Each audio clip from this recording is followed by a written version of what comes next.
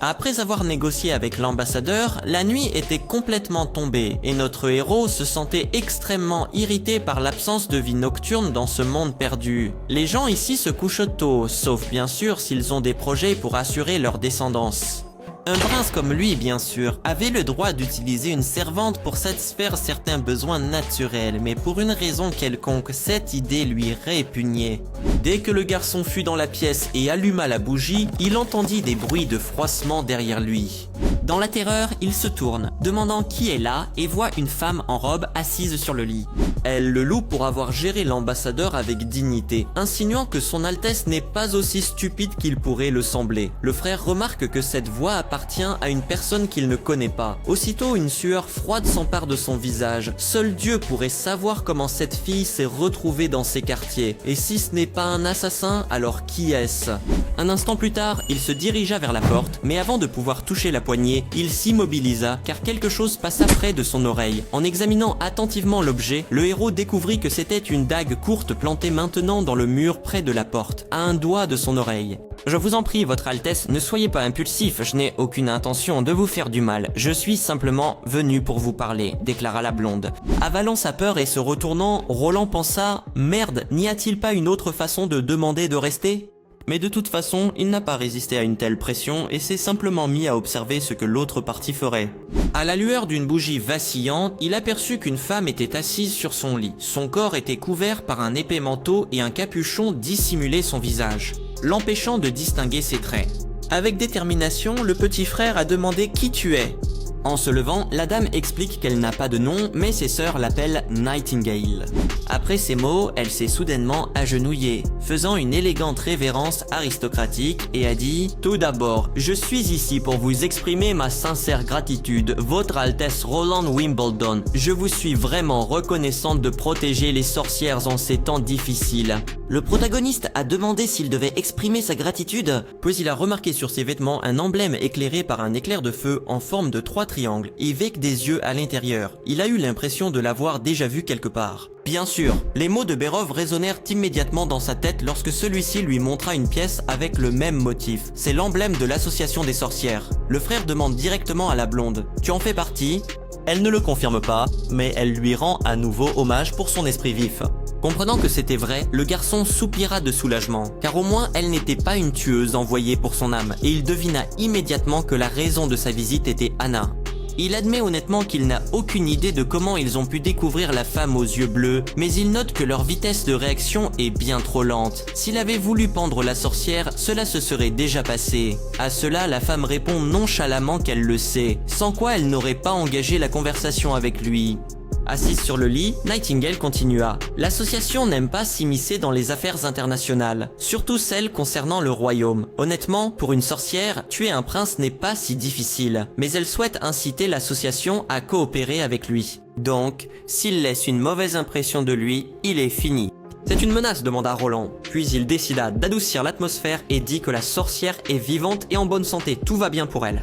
Notre amie aux cheveux noirs semble un peu perdue, bien qu'il soit évident qu'elle connaît ce fait. De plus, elle est également au courant d'une autre fille nommée Nana.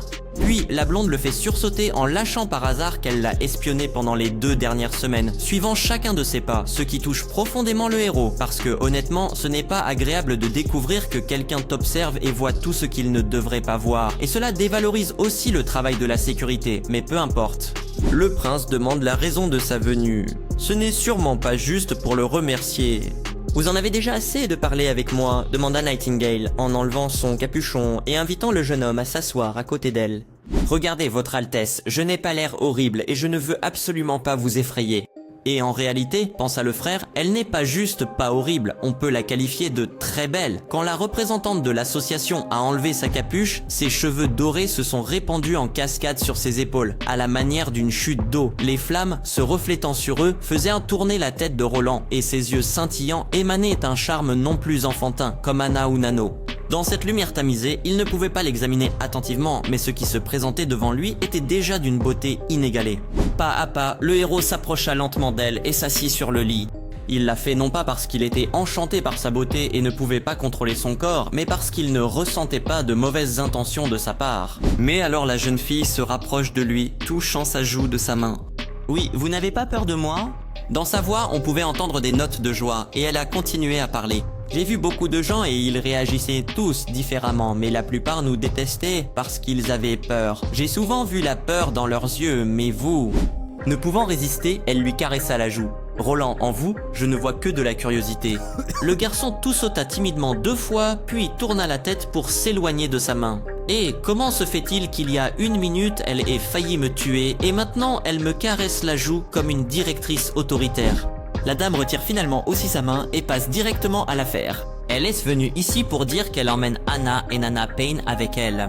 Le héros prit peur et refusa immédiatement, mais en pensant qu'il pourrait l'avoir contrarié, ajouta précipitamment: ils ont une très bonne vie ici, personne ne leur fera de mal. De plus, où que vous les emmeniez, il n'y a pas d'endroit plus sûr que celui-ci pour eux. Nightingale ne s'est pas du tout fâchée à cause du refus, expliquant calmement qu'elle les conduira à l'association de sorcières, c'est là qu'est leur place. Il y a beaucoup de gens comme eux là-bas, il n'y a pas de discrimination et ils n'auront plus besoin de se cacher. Néanmoins, le seigneur insiste en soulignant que l'association n'a même pas de lieu fixe qu'on pourrait appeler un foyer. Il mentionne qu'il y a un mois, ces soldats sont tombés sur l'un de leurs camps, cachés dans la forêt. Ils ont aussi trouvé des traces menant vers le nord, mais au nord, il n'y a rien d'autre que des montagnes infinies. La blonde justifie leur choix en disant qu'ils se sont installés dans un endroit désert pour être à une distance sûre des étrangers et des dangers qu'ils représentent. Le 4e prince répond qu'il n'y a pas d'objet de première nécessité là-bas, ce qui rendra la vie difficile pour les filles. Comment quelqu'un vivant en montagne en hiver sera-t-il en sécurité? Ont-ils de l'eau potable? Ont-ils assez à manger? Ont-ils un abri chaud? De plus, les mois des démons approchent. À quoi pense-t-il seulement? Soudain, Roland cessa de parler et se souvint de ce qu'il expliquait à Bérov. Le but de l'association des sorcières est de rassembler toutes les magiciennes et de chercher ensemble une montagne sacrée. Apparemment, elles ne peuvent trouver la vraie paix qu'en s'y rendant. Le petit frère a aussitôt posé la question. Nightingale, dont le regard montrait qu'ils avaient touché un point sensible, a catégoriquement déclaré qu'elle n'avait pas le droit d'en parler.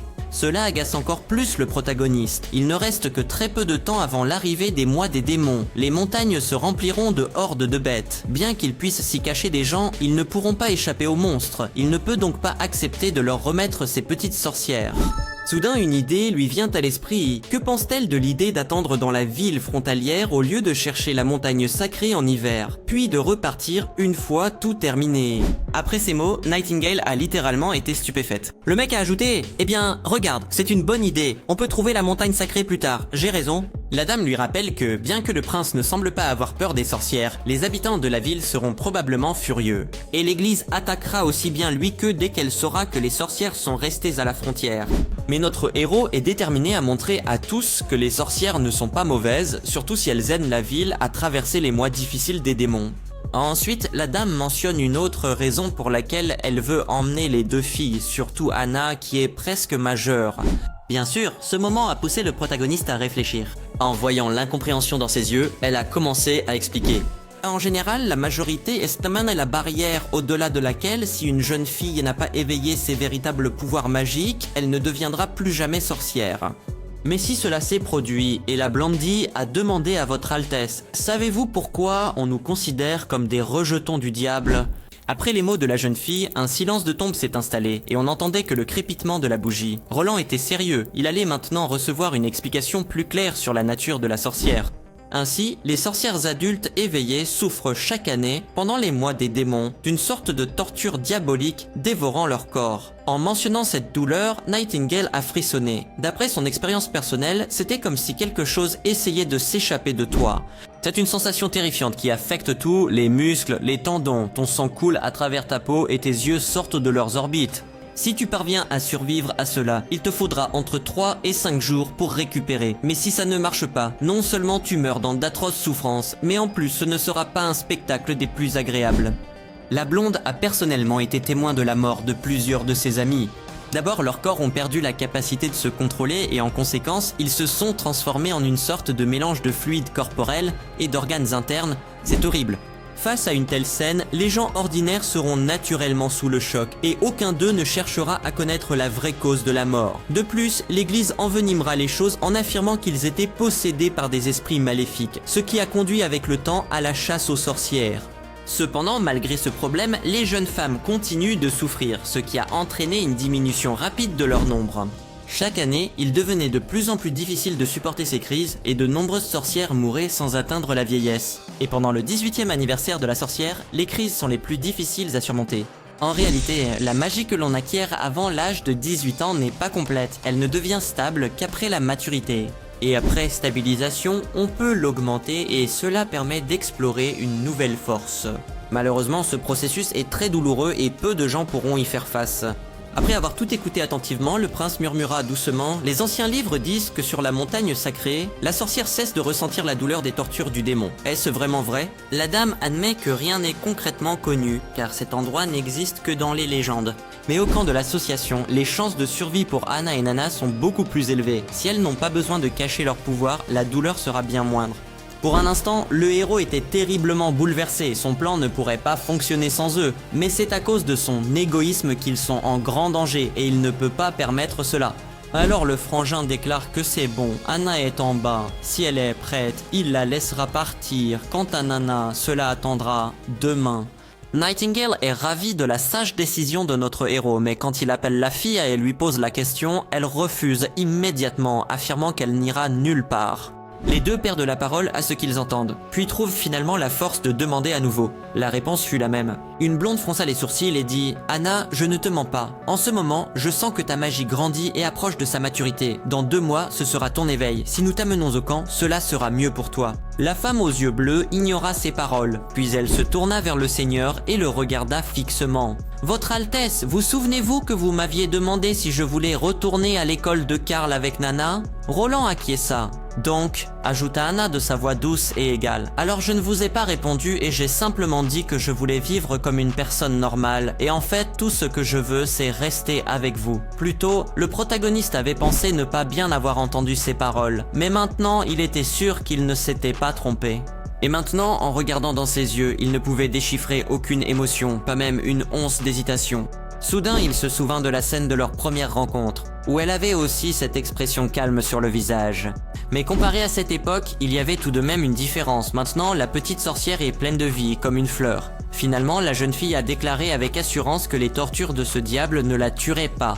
Nightingale soupire et décide de ne même pas la convaincre, mais il fait comprendre qu'il restera à ses côtés pour veiller sur elle jusqu'à ce que Tani devienne adulte. Elle la considère comme une enfant aux yeux bleus naïve, ne comprenant pas à quel point cela peut être dangereux. Bien sûr, le petit brun n'aime pas l'idée qu'on le surveille tout l'hiver, mais que peut-il y faire?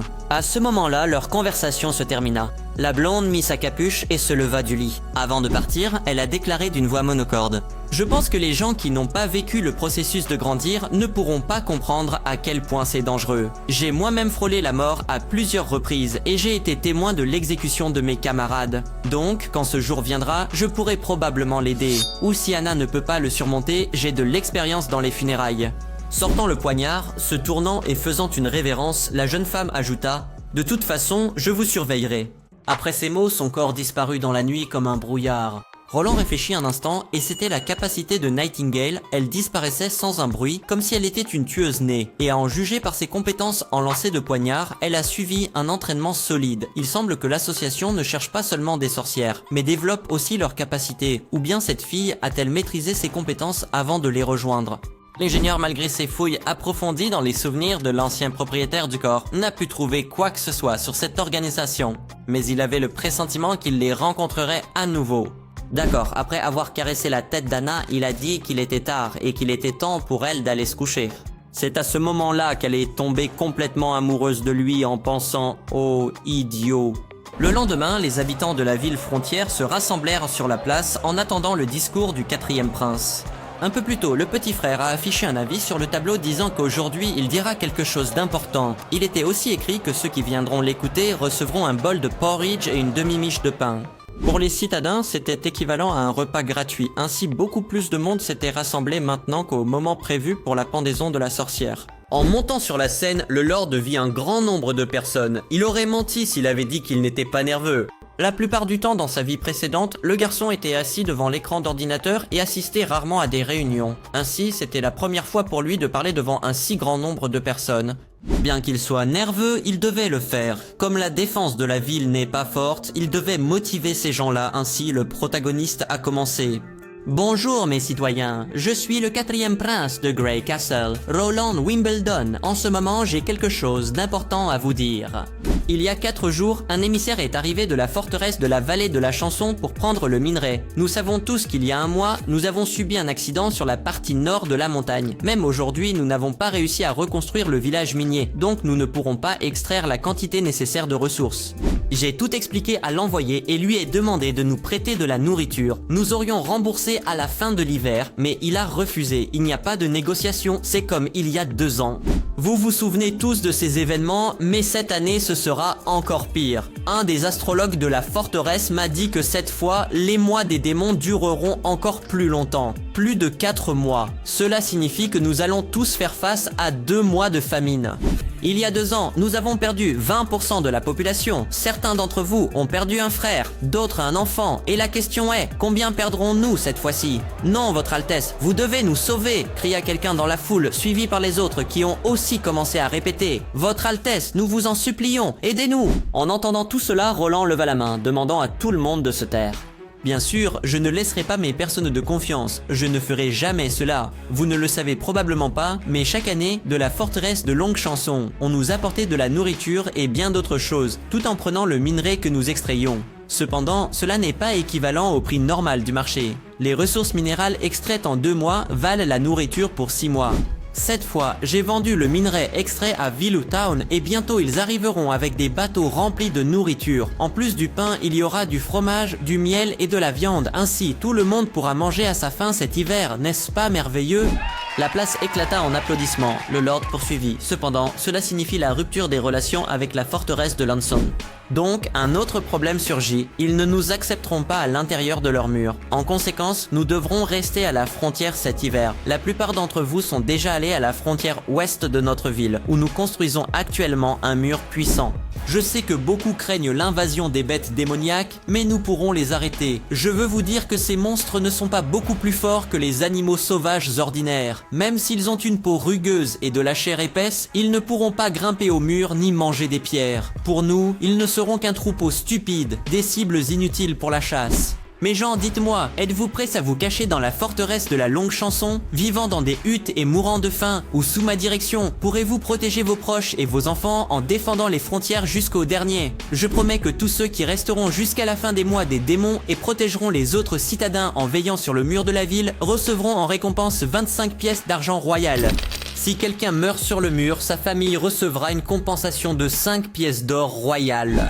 Toute la foule est enflammée par son discours et soudain chacun se prépare à affronter courageusement et avec bravoure ce qui les attend. Voyant qu'il avait atteint son but, le héros ordonna de distribuer le déjeuner à tout le monde. Il ne s'attendait pas à ce que tout le monde reste en ville, et tant qu'il aurait au moins la moitié des habitants, tout réussirait certainement. Pendant ce temps, des rires résonnaient dans toute la forteresse de Lanson. En apprenant la nouvelle, divers chefs de famille ont commencé à la commenter. Quelqu'un remarque, « Ah, tu dis que le 4e prince veut repousser l'attaque des bêtes tout seul. Il a décidé de construire un mur avant l'hiver. Je ne sais pas s'il faut admirer son courage ou se moquer de sa bêtise. » L'autre lui répond que c'est un fait connu que Roland manque de courage. Quand il devient courageux, il est simplement très stupide, c'est tout. Il n'a même pas de tailleur de pierre, et en s'appuyant seulement sur un tas de pierres brutes et des insertions de boue humide entre elles, j'ai peur que dès la première attaque des bêtes, le mur s'effondre. Quoi qu'il en soit, c'est bon pour nous. S'il court à la forteresse ensuite, il sera très dépendant de nous. Mais s'il meurt dans sa petite ville, nous mettrons simplement fin à cette farce. Cependant, après avoir réfléchi à ce problème, le duc lui-même dit « Petrov, et toi, qu'en penses-tu » Le rouquin était stupéfait, il n'avait pas pensé qu'on lui demanderait son avis. Revenu à lui, l'ambassadeur a commencé à expliquer que le plan initial était de préserver son monopole, comme auparavant. Évidemment, cela n'a pas fonctionné. Puis, il a essayé de négocier pour acheter le minerai à 30% en dessous du prix du marché, ce qui était également une bonne option pour eux. Mais il s'est avéré que notre héros avait d'autres plans. Il n'a pas l'intention de vendre toute la production uniquement à la forteresse, et il a même dit qu'il vendrait le minerai à 50% en dessous du prix du marché, ce qui signifie que le prince prévoit d'augmenter l'exploitation minière l'année prochaine. Une telle approche est une étape stratégique qui favorise la croissance économique et la stabilité de la région. Et grâce à la baisse du prix du minerai, la forteresse de Lanson pourra gagner beaucoup plus que d'habitude. De plus, l'ingénieur a l'intention de lancer la production d'outils en fer qui, selon lui, se vendront rapidement, peu importe où ils sont commercialisés, générant ainsi des revenus supplémentaires. Mais ce n'est pas le plus important. D'accord, le duc était curieux de savoir quel était le point principal. Petrov a précisé que si le protagoniste peut contenir les démons aux frontières, c'est aussi une bonne nouvelle pour Lanson, car ils n'auront alors pas à faire face à ces monstres agaçants chaque année, ce qui les épargnera de dépenses inutiles. Un deuxième point important est qu'une vaste étendue de terre s'ouvrira entre eux et la ville. Que ce soit pour cultiver ou installer des gens, cela sera bénéfique de toute façon. De plus, le quatrième prince n'est là que pour 5 ans, le temps que dure la lutte pour le trône. D'ici là, ils auront une ville prospère, qu'ils intégreront ensuite sans encombre à leur forteresse frontalière. En conséquence, la chanson de la vallée deviendra la 3e plus grande de tout le royaume. Alors, son conseil, il jeta un coup d'œil au duc et dit prudemment « Nous devons envoyer des gens aider son Altesse à construire le mur et, en plus, à se défendre. » En effet, dit Sedoy, mais ce ne sont que les pensées d'un marchand intéressé par le profit et qui ne tolère pas les pertes.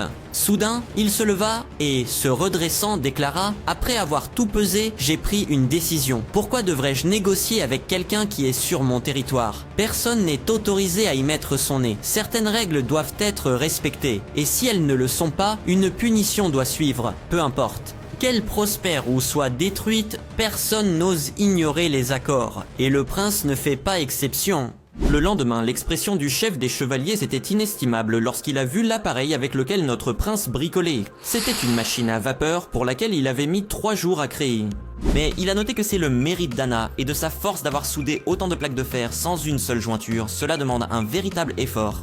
Le héros ne pouvait contenir son enthousiasme pour sa nouvelle création qui est le moteur de l'humanité. C'est ce qui était nécessaire pour la première révolution industrielle. Il serrait fermement sa belle invention, bien que ce soit peut-être grossièrement dit, mais il lui semblait que la machine émanait une beauté incomparable de savoir-faire et d'artisanat. Carter ne comprenait pas vraiment s'il s'agissait d'un tas de plaques métalliques ou d'un véritable outil pour des cérémonies de culte satanique. Le frérot a souri et a dit qu'il allait tout montrer maintenant. 5 minutes plus tard, l'eau a bouilli et bientôt un craquement est venu du cylindre. Roland savait que c'était le bruit de l'expansion thermique. Le piston métallique s'était dilaté et s'appuyait étroitement contre les parois du cylindre. Belobrizic murmura « Ce n'est pas un fourneau, n'est-ce pas? Mais il ne lui ressemble pas vraiment. » Puis, lorsque la vapeur a atteint son maximum, un piston est descendu et l'autre est monté. En conséquence, en peu de temps, le moteur a atteint une vitesse énorme. À cause du bruit de son fonctionnement, il y avait un bourdonnement désagréable dans les oreilles. Surpris, Anna réfléchissait. Alors voilà de quoi parlait son Altesse. Une force cachée dans la nature. Le visage du chevalier principal se remplissait également de surprise. La grande roue de fer qu'il avait eu du mal à soulever tournait maintenant librement, avec une telle légèreté comme une plume. En se tenant à côté, il pouvait sentir les bourrasques de vent, ce qui prouvait toute la puissance et le potentiel de la machine à vapeur. Peu à peu, un sentiment d'inquiétude s'est installé dans son cœur. Le prince disait qu'il pourrait remplacer la force des hommes et des animaux, et il semblait qu'il disait la vérité. Face à une telle puissance, même 10 chevaliers entraînés ne pourraient résister. D'autant plus qu'il fallait 15 ans pour les former, mais pour construire un tel moteur, seulement 3 jours. Même si le forgeron travaille à temps partiel, il lui faudra quand même seulement 1 semaine pour le fabriquer. De plus, cet engin n'a pas besoin d'alimentation, il n'a pas peur du froid, pas besoin de le nourrir, et les flèches ou les épées ne peuvent rien lui faire. Si on l'installait à l'avant-garde, cette machine pourrait semer la confusion sur le champ de bataille. Alors une autre question se pose, les chevaliers traditionnels sont-ils même nécessaires dans un monde où existe quelque chose d'aussi étonnant? Le jeune homme était enchanté que son plan pour le développement du monde passe à l'ère suivante. Plus tard dans la soirée, il ouvrit la porte de sa chambre et retrouva à nouveau la dame assassin là-bas. Cette fois-ci, elle souriait, assise sur le lit, tenant un parchemin dans les mains. Le prince cria furieusement « Bon sang, encore toi! Tu ne peux pas me laisser seul un moment! Tu viens et pars quand tu veux, ce n'est pas vraiment chez toi, hein ?» Mais Nightingale se contenta de rire, remarquant que son Altesse est, selon les rumeurs, un ignare avec un caractère épouvantable, qu'il n'a aucune capacité d'apprentissage et aucun talent particulier. Cependant, ses plans, ses dessins de poil en fer semblent intéressants. Le frère se sentait déprimé en la voyant manipuler ses plans secrets qu'il gardait bien verrouillés dans son bureau. Comment avait-elle pu les obtenir? La fille a demandé « Alors tu as appelé ça une machine à vapeur, n'est-ce pas ?» Encore une fois, il attribue tout le mérite à Anna, car sans son aide, cela resterait un simple dessin sur papier. Et ensuite, après la demande de la blonde, il explique à quoi sert cette machine. Par exemple, elle peut être utilisée pour le transport de minerais, le pompage de l'eau, la fabrication de structures métalliques, la forge, bref, partout où une force brute est nécessaire, cet appareil sera utile. La dame sourit en l'entendant. et informer notre gars qu'il les prendra pour lui, car dans l'association, il y a beaucoup de sorcières qui maîtrisent la magie du feu. Roland s'est exclamé « Eh, je ne suis pas d'accord », bien que personne ne lui ait demandé. Bien sûr, Nightingale ne prendra pas le plan sans rien donner en retour, mais ce n'est pas ce que vous pensez. Elle sort simplement un papier froissé de son décolleté, une lettre secrète apportée par un pigeon et interceptée par elle. Le jeune homme l'attrapa avec empressement et l'ouvrit, découvrant qu'elle était adressée à sa servante Tyra. L'assassine a dit « Il semble que votre harem n'est pas parfait ».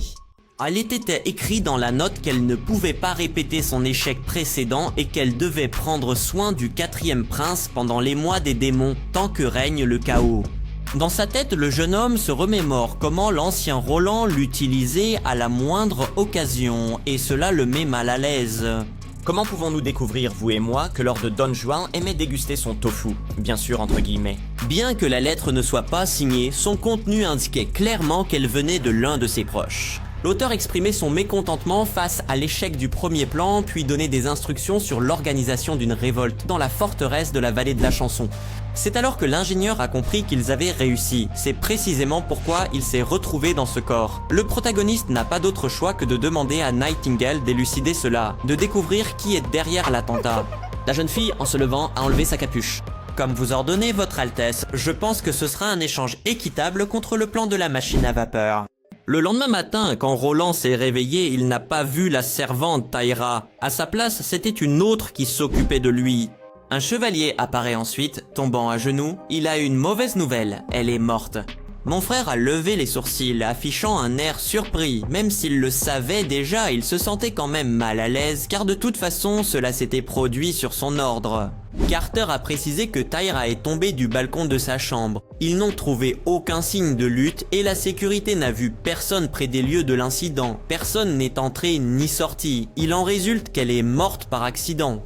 Le chevalier a rapporté les résultats de son enquête et en même temps, il cherchait un quelconque doute dans les yeux du prince. Roland comprenait bien sûr tout. Tout le monde savait qu'il avait auparavant essayé de prendre la servante par la force. Bien que dans ce monde, cela soit en général la norme, personne ne s'en étonne honnêtement. Finalement, le héros murmura que c'est triste et dit que la gouvernante en chef devrait s'occuper de ses funérailles. Dès que Blondinette est sortie du bureau, le petit frère a appelé Nightingale en demandant « As-tu réussi à apprendre quelque chose d'elle ?» Presque à la même seconde, comme sortie de nulle part, elle apparut près de la table. Blondie a raconté que la servante s'était suicidée dès qu'elle l'a vue. Le jeune homme ne pouvait pas cacher sa déception, il pensait être si compétent dans ses affaires. La pensée violette a commencé à expliquer ce qui s'est passé. Elle l'a attaché, mais qui aurait pu savoir que Tyra avait caché du poison dans ses dents et qu'elle n'hésiterait pas une seconde à le boire. Par conséquent, l'assassine a dû arranger les choses pour que cela ressemble à un accident. Bien qu'elle n'ait pas réussi à extraire le poison de sa bouche, cela ne signifie pas que tout a été vain. En sortant une nouvelle note de son décolleté, la jeune femme ajouta avec le sourire. D'après la signature, elle vient de la sœur aînée du personnel. Cela semble tout à fait ordinaire, mais il fait souvent allusion au paysage marin qu'elle observe souvent. Son passe-temps favori est de s'allonger sur la plage, regarder le coucher de soleil et d'autres choses similaires. La blonde suggère que, à sa connaissance, ses deux frères ne sont pas près de l'eau. Est-il possible que la personne qui s'est installée soit la troisième sœur qui dirige la ville portuaire d'Eau Bleue? Il est probable que ce soit le cas. Garcia Wimbledon a utilisé Tyra comme un pion dans son jeu, sous prétexte que sa famille serait en danger en cas de désobéissance et l'a forcée à devenir elle-même meurtrière. Et à en juger par les compétences du personnel, elle a suivi 2 à 3 ans de formation dans l'art des assassins. Roland soupira doucement. Comme prévu, la lutte pour le trône ne se déroule pas sans effusion de sang. Même s'il n'y participait pas sérieusement, ses frères et sœurs ne le voyaient pas de la même manière. Pour prendre le pouvoir, ils ne reculeront devant rien. Soudain, la jeune femme se penche à l'oreille du protagoniste et murmure qu'elle doit partir car quelqu'un arrive ici. Il rougit légèrement, peut-être ressentant le contact des formes exquises de la sorcière. À ce moment-là, Berov arrive avec de bonnes nouvelles. Les citoyens qui veulent se battre pendant les mois des démons sont prêts à prêter serment de service militaire. Tous ceux qui ont satisfait à ces critères ont été sélectionnés et attendent au mur. Cela fait sourire largement le prince, et il décide qu'il doit aller les voir de ses propres yeux. Mais avant qu'il n'y aille, Chauve demande sincèrement s'il a vraiment l'intention que ces gens ordinaires affrontent les démons. En posant cette question, il fronce ses sourcils vieillissants.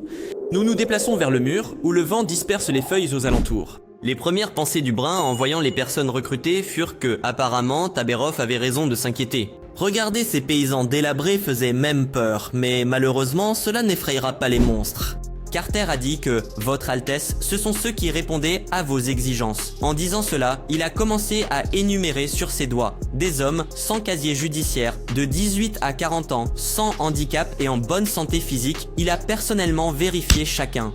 L'ingénieur comprenait bien sûr qu'il ne fallait pas s'attendre à trop. Après tout, le développement de ce monde est extrêmement lent. Les gens simples n'ont pas assez de nourriture ou de vêtements pour se réchauffer. Donc, naturellement, ils n'ont pas non plus de corps robuste. En tant que prince, il devait auparavant ignorer ce genre de choses. En sortant du château, il voyait souvent de tels mendiants. Dans le royaume du jeu Castle, il existe même un métier de porteur de cordes sans-abri.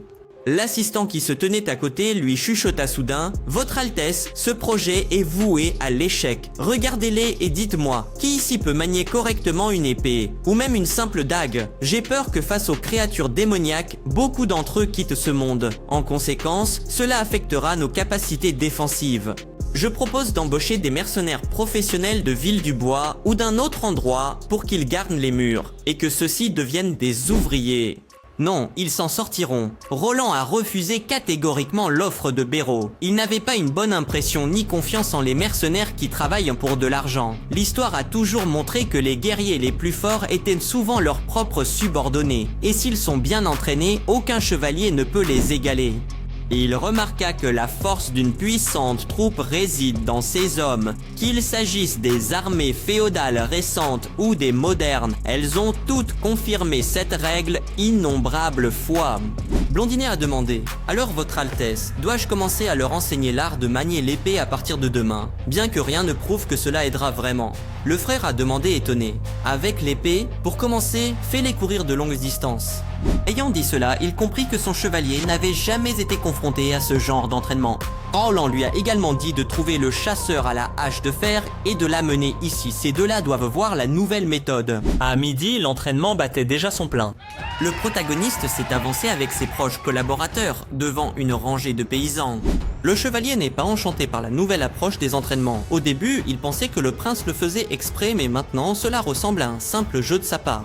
En théorie, réfléchissait Carter, qu'il n'y a pas de méthode d'apprentissage plus professionnelle que la leur. Sa famille possédait de nombreuses méthodes de développement grâce auxquelles les guerriers parvenaient en 5 ans à préparer leur corps et à apprendre toutes les subtilités du maniement des armes. S'ils continuent à s'entraîner plus de 5 ans, ils deviennent les meilleurs guerriers appelés chevaliers.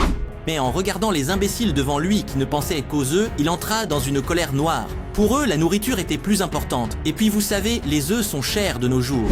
Petite explication, hors caméra, l'ingénieur a déclaré que ceux qui parviennent à rester debout dans cette position jusqu'à midi recevront un œuf supplémentaire pendant le déjeuner. Le héros murmura à l'oreille du chevalier, regarde attentivement et mémorise tout. C'est une forme d'apprentissage qui doit être effectuée dans les prochains jours. Bien sûr, certains détails changeront, mais je les noterai plus tard sur papier et ne t'avise pas de discuter. Et ensuite, il a commencé à penser qu'à l'époque des armes blanches, 2 à 3 mois ne suffisaient pas pour former des combattants bien qualifiés. Mais en même temps, il n'a pas besoin de ces guerriers spartiates capables de déchirer des monstres à main nue, vêtus uniquement de sous-vêtements. Chaque soldat n'a pas besoin d'être forcément fort. L'essentiel est que l'armée soit bien disciplinée et capable d'exécuter n'importe quel ordre sans conteste. Pour ce faire, le garçon doit leur enseigner ce qu'il a lui-même appris au département militaire à l'université. Seulement 15 jours de telles réunions, les étudiants sont devenus un tout uni bien qu'ils viennent de pays et de lieux différents. Donc l'effet sera bientôt évident. Quand ce groupe de personnes aura appris à suivre ses ordres et à maîtriser la discipline, Ronat passera à l'étape suivante. Après quelque temps, des charrettes apparaissent et les paysans s'alignent avec impatience pour obtenir des œufs. Il devint très bruyant. Tout le monde essayait de se rapprocher le plus possible. Carter a dû élever la voix pour les faire écouter. Alors alignez-vous en 4 rangs et approchez-vous un par un pour recevoir vos ustensiles et le déjeuner. Quiconque enfreint l'ordre sera déplacé à la fin de la file et mangera en dernier. De plus, ceux qui causent des problèmes seront surveillés par la sécurité. Regardez comment ils se tiennent. C'est intéressant. Est-ce que c'est dessiné exprès comme ça ou l'artiste a-t-il des problèmes ? Le petit blond est toujours perplexe. Il pense que le prince en fait trop en essayant de leur apprendre la discipline. Soudain, la foule s'excite en criant et scande hache de fer qui semble jouir d'une grande réputation dans ces parages. Il s'avère qu'il n'y avait personne en ville qui ne connaissait pas le surnom de ce chasseur. Roland annonce une pause après le déjeuner, puis ils se rendront au camp où sont basés les soldats des patrouilles. Le jeune homme aux cheveux bleus est nommé capitaine, avec pour mission d'apprendre à tous comment monter des tentes. Dès que notre frère finit de parler, des chuchotements se propagent dans la foule, disant qu'il a mis quelqu'un comme une hache de fer à la tête de leur groupe. Carter fut légèrement inquiet par ces nouvelles. « Votre Altesse, avez-vous vraiment l'intention de mettre un homme du désert à la place du capitaine? Il ne sert pas Grey Castley, de plus il n'est pas de notre continent. » « Les sorcières n'appartiennent pas non plus au royaume, répondit l'ingénieur en acquiesçant, mais elles appartiennent toutes à la ville frontalière. Blondinet a essayé encore de protester, mais il a été interrompu par le protagoniste. Ne t'inquiète pas, ici, nous ne nous soucions pas des origines des gens. Tant qu'ils ne violent pas la loi, tout le monde peut vivre librement. Donc tu n'as vraiment pas besoin de t'inquiéter à ce sujet. Tu peux aussi choisir un deuxième capitaine. De toute façon, à l'avenir, nous augmenterons le nombre d'unités, donc ce serait bien de développer certaines personnes prometteuses. Au fait, à ce moment-là, Roland déploie une feuille ridiculement longue et dit « J'ai déjà fait le programme d'entraînement. Je pense que tu devrais t'en soucier plus que de l'homme du désert. Tout d'abord, il faut se rappeler des courses quotidiennes autour de la frontière avant le coucher du soleil. Tout le monde doit respecter cette norme. Si personne ne renonce, on peut ajouter un œuf supplémentaire à leur dîner. » Carter a examiné le parchemin. En gros, il a tout compris, mais chaque jour après le déjeuner, tout le monde va dans l'académie du professeur Karl pour apprendre la culture. Pourquoi faire? Il veut leur apprendre à lire et à écrire. C'est complètement inutile contre les monstres. Le héros bâilla. Un bon guerrier doit être bien éduqué. Cette leçon aurait dû être tirée de l'histoire depuis longtemps. Ensuite, nous nous retrouvons dans le bâtiment de l'administration municipale et voyons le frère entrer dans le bureau, encore à moitié endormi. On peut dire sans surprise qu'il y a rencontré Nightingale. « Voici votre petit déjeuner en vous attendant alors qu'il était encore chaud. J'en ai mangé la moitié. » dit la jeune femme. En regardant cette scène, on pourrait penser qu'elle est la maîtresse de ce lieu, et non une ingénieure. Bien sûr, le garçon n'est pas très content qu'elle ait mangé sa nourriture et soit entrée sans permission. D'ailleurs, ne lui a-t-on pas appris à être un peu plus poli en présence d'un prince? Elle semble pourtant avoir ses compétences. Du moins, c'est ce qu'on pourrait comprendre de leur première rencontre. Brunette n'aurait jamais pensé qu'elle tournerait autour de lui, plutôt que d'accompagner Anna. Il semblait que la blonde n'était pas du tout en mission, mais dans une sorte de station balnéaire. Auparavant, elle cachait sa silhouette, mais maintenant, en l'absence de personne, elle montrait ouvertement tous ses charmes et ne se donnait même pas la peine de mettre sa capuche. Entre-temps, la demoiselle se pencha. « Vous voulez quelque chose comme ça ?» Puis il mentionne brièvement qu'il sait qu'il n'aime pas toute cette politesse grandiloquente et inutile. Sa remarque a surpris le protagoniste. On ne peut vraiment rien lui cacher. Elle peut lire dans les pensées ou quoi? Bon, soupirant, il a déclaré « Une fois que tu commences à manger quelque chose, sois gentil de tout finir. Si j'en veux plus, je demanderai une autre portion. » « Comment dites-vous, votre Altesse ?» Elle sourit doucement et s'approchant de la table prit une assiette. Ainsi, Nightingale se plonge dans son repas, tandis que le prince commence à finaliser ses nouveaux dessins. La jeune femme demande avec curiosité pourquoi il commande autant de froid en ce moment. Après tout, c'est l'hiver dehors, et s'il veut refroidir sa bière, il peut simplement la mettre dehors par la fenêtre pour la nuit. En voyant son carnet de commandes largement ouvert, Roland comprend qu'elle a certainement vu tout ce qu'il a demandé dernièrement. Il raconte donc qu'il essaie de faire du fromage congelé, mais que la température actuelle n'est pas suffisante pour cela. Pendant que la dame félicite l'ingénieur pour ses idées ingénieuses, celui-ci réfléchit pour lui-même. Bien que Nightingale ne soit pas son ennemi, il ne peut pas lui raconter absolument tout, comme il le faisait avec Sana. Le moteur à vapeur était un peu difficile à comprendre, mais pour ce qui est des armes à feu et de bien d'autres choses, il vaut mieux garder le silence pour l'instant. Si la méthode de fabrication des canons se répandait parmi le public, cela nuirait à son plan. Alors, il faut d'abord recueillir plus d'informations sur elle avant de se confier. Le refroidissement que le jeune a commandé est principalement connu sous le nom de salpêtre, une substance que les riches de ce monde utilisent pour refroidir les boissons en été. Et ce qui est important, c'est que c'est un ingrédient clé pour fabriquer de la poudre à canon, ce qui ajoute une couche de secret à ses activités. Ensuite, le jeune homme change de sujet et demande si les sorcières forment des assassins, en plus de rechercher la montagne sacrée. La dame affirme que non, ce n'est qu'un groupe de pauvres gens qui se sont réunis pour leurs rêves. Elle a elle-même rejoint l'association il y a environ 2 ans. En entendant cela, le frère se demande si elle n'avait pas travaillé pour quelqu'un d'autre avant de les rejoindre, et s'interroge s'il y a d'autres personnes qui acceptent et n'ont pas peur des sorcières. Après avoir posé l'assiette, la blonde rit de cette remarque, la qualifiant de ridicule. Elle admet avec tristesse que si ses anciens maîtres avaient su qui elle est, ils ne l'auraient même pas laissé franchir le seuil. De plus, si elle n'avait pas été utile, on s'en serait simplement débarrassé discrètement. Le brun devient de plus en plus curieux et demande d'en dire plus sur son passé, mais Nightingale sourit et secoue la tête. Cette fois, son sourire contenait de nombreuses émotions inconnues. Dès que le moment sera venu, elle racontera tout. Elle comprend ses inquiétudes, donc elle demande au prince de se détendre. Cela fait déjà 5 ans qu'elle est libre, elle n'a pas besoin de travailler pour quelqu'un. Bien que le protagoniste n'ait pas pu en apprendre beaucoup, il a confirmé qu'il y a au moins 5 ans, elle était impliquée dans des activités criminelles. Heureusement, il s'est avéré que son employeur ne rassemblait pas des sorcières pour ses propres besoins. Depuis cette conversation, quelques jours s'écoulent et nous voyons que notre héros a enfin terminé son premier canon. C'était masculin et le lord ne pouvait pas cacher la joie sur son visage bien qu'il y ait eu divers problèmes. Après tout, c'est encore le rêve de tout homme. Désormais, le problème résidait dans le moteur à vapeur. Le prototype de la machine était très impressionnant, mais il était toujours impossible de stabiliser la perceuse. Lors des travaux préliminaires, cela n'avait pas beaucoup d'importance, mais percer quelque chose comme le canon d'un pistolet est impossible. Bref, pour mettre la production de canons en série, il est nécessaire d'améliorer le moteur à vapeur, mais il n'y a tout simplement pas le temps pour cela en ce moment. C'est pourquoi il a fallu percer les canons du premier mousquet à l'ancienne, et compte tenu de cela, il sera possible d'en fabriquer encore 4 au maximum d'ici les mois des démons. Pendant ce temps, les chevaliers se demandent comment ces soi-disant fusils en silicium vont les aider à combattre les démons. Frérot explique qu'il rassemblera les personnes les plus talentueuses parmi les chasseurs de la ville frontalière, créera un groupe d'élite et leur permettra d'utiliser cette arme. Le 4e prince est complètement horrifié lorsque Carter propose d'utiliser des patrouilleurs à la place des chasseurs. En se souvenant de ces soldats, on peut dire que la réticence de notre héros à faire confiance aux mousquetaires était vraiment justifiée. Nous nous transportons à la nuit, dans les sombres égouts du château. En ce moment, éclaboussant l'eau, 2 soldats y courent, Brian et Liu. Ce dernier s'est avéré être un traître, engagé par le duc de la Longue Chanson pour empoisonner les repas et tuer le prince. Le premier n'était pas d'accord avec ce plan, alors le féroce à la cicatrice sur le visage l'a attaqué. Il lui a ordonné de se rendre, sinon il connaîtra le même destin que le Greyhound. En se remémorant son ami défunt, Tin Whisker fut encore plus en colère et jura de ne jamais laisser ces salauds entrer dans le château. Avec un regain de force, il repousse Shramalitsef en arrière, faisant voler son épée qui se plante dans le sol sous l'eau. « C'est pour le Greyhound !» cria Brian en frappant.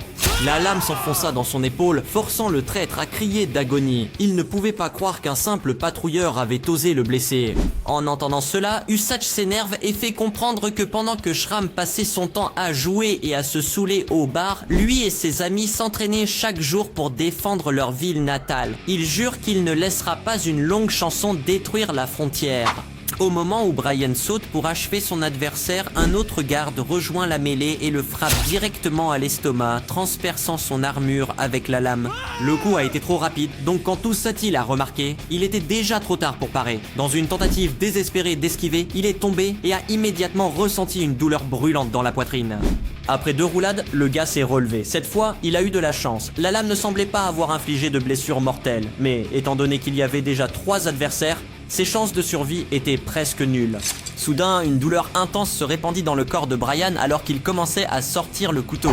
Et d'un mouvement rapide, l'homme le lance vers le flambeau le plus proche. Avec une précision parfaite, il réussit à détruire la seule source de lumière dans les égouts, plongeant ainsi l'endroit dans l'obscurité. Le balafré a crié « Trouvez-le, ne le laissez pas s'échapper ». Quelque temps plus tard, dans le silo à grains, par un miracle, Usach a réussi à arriver ici et attendait maintenant les traîtres, car il est évident que leur objectif est de détruire la nourriture, et sans nourriture, les habitants de la frontière seront forcés de se réfugier dans la forteresse de Lanson. Le soldat commence à ressentir de la déception de ne pas avoir pu protéger l'objet vital, tandis que le prince se précipite en avant pour le progrès de la ville. Soudain, son visage devient effrayé lorsque la porte derrière lui s'ouvre brusquement sous le coup de ces enfoirés. L'un des agresseurs attrape Brian par le col. Que s'est-il passé ? Tu ne comptes plus t'enfuir. Maintenant, je vais te raconter quel destin vous attend par la volonté du duc Rhain. Le fin gourdin, malgré les menaces, reste ferme, déclarant courageusement que Roland fera face à tout. Les cambrioleurs ricanent seulement, pensant que son Altesse, ce prince fini, ne sauvera personne. Ensuite, le soldat reçoit un coup de pied à la tête, le plaquant au sol. Avant de perdre connaissance, le pauvre homme se pose une question. Il semble que c'est ainsi que je rencontrerai ma fin. Cependant, le destin en a décidé autrement, car soudain une voix féminine se fait entendre disant « Vous jouez si insouciamment en territoire étranger. Qui aurait pu penser? Évidemment, c'est Nightingale. Elle demande si tuer quelqu'un en ma présence est approprié. J'ai bien peur que cela ne le soit pas, n'est-ce pas? Les traîtres demandent qui est-elle? La jeune fille explique d'une voix claire et douce. Oh, je suis juste l'une des résidentes du château. Et vous? Êtes-vous les petites souris qui sont entrées par les égouts? Il semble que les types ne réalisent pas dans quel pétrin ils sont et leur chef ordonne tout simplement de la tuer. Pendant ce temps, à cause de l'hémorragie abondante, la vision de Brian s'est brouillée. Tout ce qu'il pouvait entendre, c'était les coups chaotiques, les bruits des armes s'entrechoquant et les sons des corps tombants. La fille, tel un fantôme, apparaissait et disparaissait parmi la foule. Toutes ses attaques visaient les points faibles des adversaires. Ce n'était même pas un combat, on avait l'impression qu'elle dansait. Comparé à elle, les autres n'étaient qu'un tas de clowns maladroits et grossiers. Ils ont fait tout leur possible pour lui résister, mais à la fin, il n'est resté personne debout sauf elle. Finalement, tout s'est terminé. La dernière chose que Uziak a vue avant de perdre connaissance, c'est la fille qui s'éloignait.